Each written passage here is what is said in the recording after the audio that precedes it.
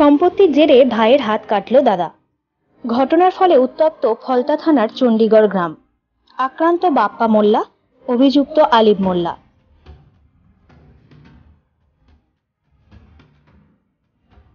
অভিযোগ, বেশ কিছুদিন ধরে দুই মোল্লা পরিবারের মধ্যে সম্পত্তি নিয়ে বিবাদ চলছিল।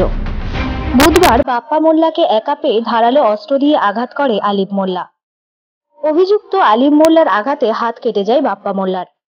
পরে স্থানীয় বাসিন্দারা রক্তাক্ত বাপ্পাকে উদ্ধার করে প্রথমে ডায়মন্ড হারবার সুপার স্পেশালিটি হাসপাতাল, পরে অবস্থার অবনতির কারণে কলকাতায় রেফার করা হয়। উত্তেজিত জনতা আলিম মোল্লার বাড়ি ভাঙচুর করে পুড়িয়ে দেওয়া হয়, বাইক সহ বাড়ির আসবাবপত্র।